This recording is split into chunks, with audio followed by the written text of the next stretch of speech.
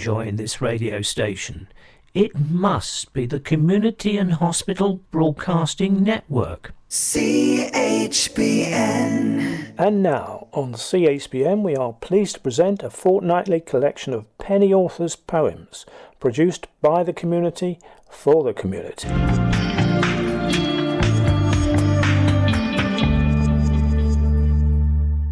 Hi, my name's Claire Saunders-Whiting, and I'd like to champion a poem called A Million Pieces, written by Tamanna Parveen, that's published in Book of Lived, Volume 3.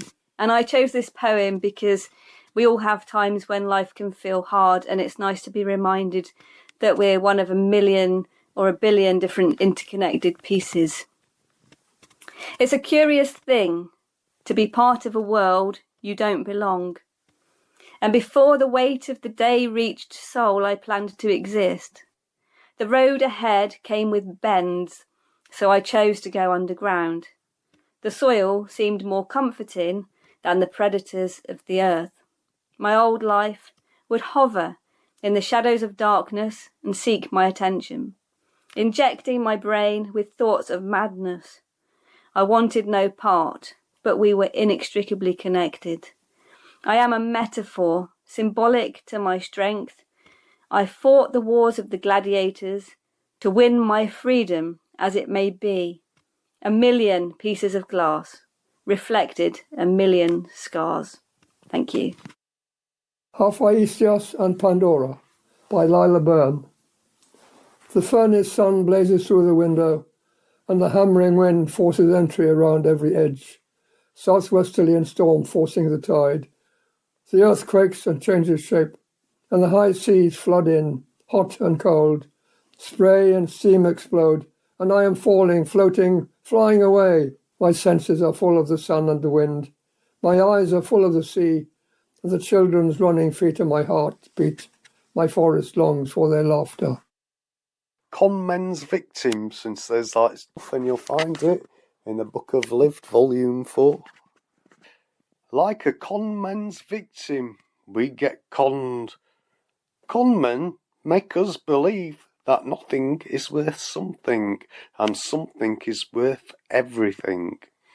They make us believe what we cannot see, and make us what we see the biggest thing we will ever see. The con men will sell you nothing for something, and something for everything, and it'll make you believe that you have bought the best thing ever. Thanks for listening. Hi there, my name's Claire Saunders-Whiting, and I would like to champion a poem written by Rabia Mahmood that's published in the Book of Lived, Volume 3. I've chosen this poem because it reads to me like a very sweet love story of love at first sight, and that's the experience I've had myself. He had the kind of face that stopped you in your tracks. Guess he must have gotten used to that. The sudden pause in a person's natural expression when they looked his way, followed by a strong gaze and a weak smile. Of course, the blush that accompanied it was a dead giveaway. It didn't help that he was so modest with it. It made the girls fall in love with him even more. Despite all the opportunity that came his way, he was a one-woman man who prized genuineness and thoughtful conversation above lipstick and high heels. He was handsome, all right, but inside he was a world so beautiful. He had flawless skin and eyes that shone brightly, making her want to get to know the person within. She watched him move. There was something of the warrior in him, combined with a gentleness that made her heart reach out. He put the engine together like he'd been doing it all his life, every movement competent and flowing. She bit her lip. How could she start a conversation when she didn't know him? Then, in that instant, he turned and caught her eye.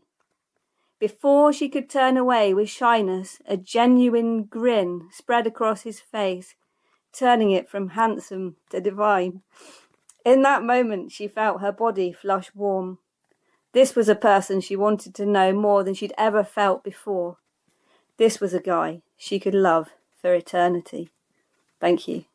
I'm going to champion a poem by Suzette Reid called Colours that's published in Book of Lived, Volume 6.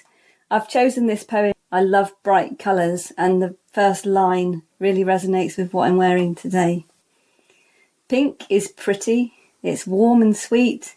Yellow is sunny and shines on my feet. Green is grass and plants and trees. Blue is sky and glassy seas. Orange is fire that glows with desire. Red is cherries on the trees. Purple is beautiful. It rests you at ease. Thank you.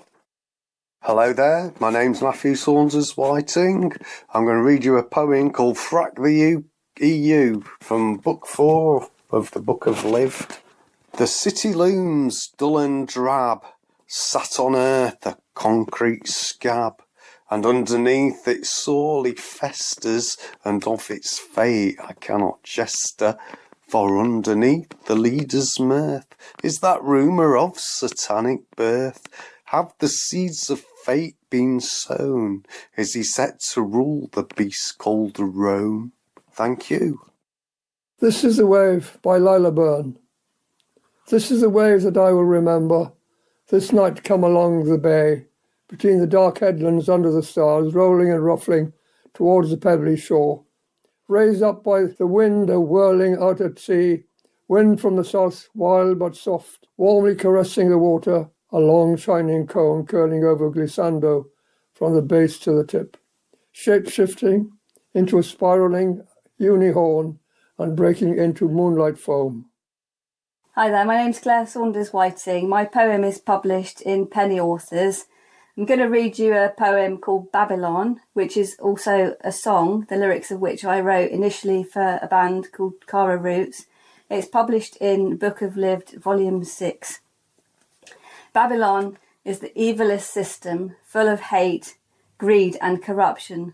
Babylon fights against my brethren. Babylon keeps my sisterin down, when everyone should be loving each other instead of fighting against one another.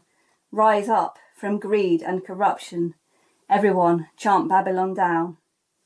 So we're stepping out of Babylon, walking in the steps of the righteous ones. Babylon rapes air and water, leading us towards ecocide disaster. Babylon creates pain and confusion to force on us the devil's illusion. When what we need is to escape this insanity, no chip in our head, no virtual reality. We've got brains, we don't need this smart technology. Everyone chant Babylon down. So we're stepping out of Babylon, walking in the steps of the righteous ones. Babylon, bad and wrong. Babylon, so bad and wrong. Thank you. Hi there, my name's Matthew Saunders Whiting. I'm going to read you a poem called Glastonbury Chalice. I wrote quite a number of years ago. You'll find it in Book 4 of the Book of Lived.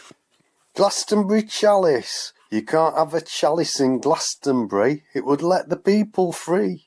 You can't have a chalice in Glastonbury. It would cause too much unity.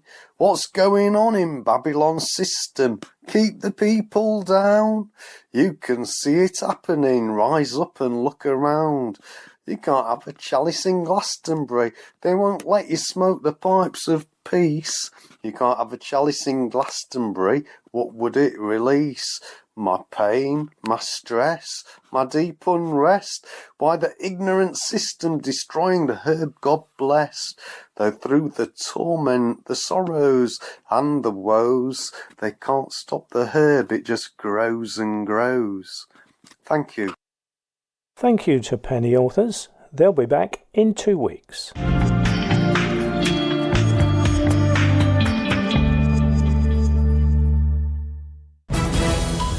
On 100.8 FM across Truro, in hospital and online. This is CHBN, the Community and Hospital Broadcasting Network from Truro.